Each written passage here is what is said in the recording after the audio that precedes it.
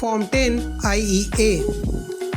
We have discussed its relevance as well as why to file Form 10 IEA in the video of day 3.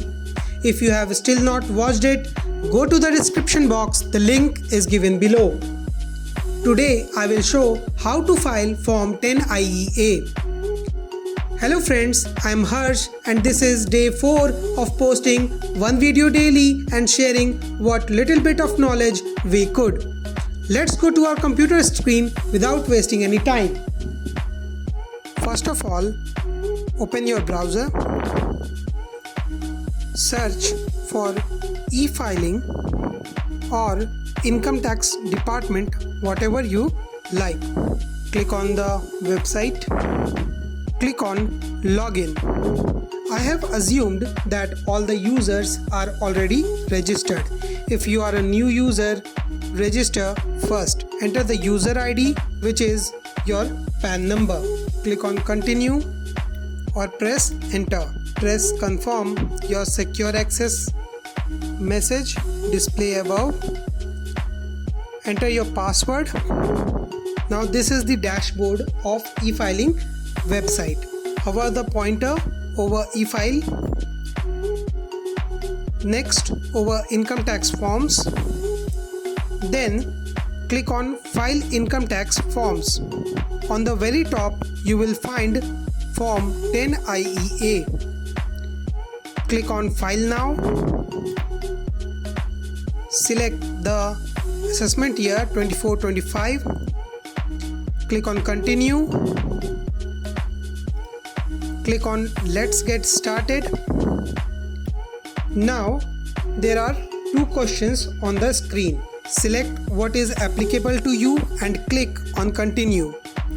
I am filing for an individual having profits and gains from business or profession, hence my answer is yes for A.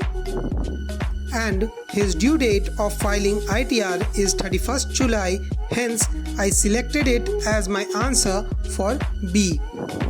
In the coming videos, I will discuss in detail the ITR filing due dates of under different cases. Click on Continue. Click on Yes. There are 3 sections you have to file: Basic Information, Additional Information, Declaration and Verification. In the Basic Information section, it is already pre-filled. An important point to remember for everyone is that only salaried employees has the option of freely choosing their tax regime. Everyone else only has one chance of opting old tax regime and one chance of opting out in their lifetime. So choose wisely. Click on Save and move on. Similarly, in the Additional Information section, it is already pre-filled. You do not have to select anything, just save it. In the third section, Declaration and Verification, mostly this section is pre-filled. If it's not pre-filled, fill the forms, check both the boxes, write the place you are filing the form from. In the place where you will write this, IP address is present. Remove the IP address, write the place's name and click on Save. Now preview. Go to the very bottom of the page. Proceed to E-Verify. Yes. Mostly I like to verify through DSC, but since not everyone has DSC, I usually opt for mobile number registered with Aadhaar. Click on Continue. I agree to validate my Aadhaar details. Generate OTP and enter the OTP and click on Validate. This is for today and we will meet in our next video. Till then, like, share and subscribe to our channel.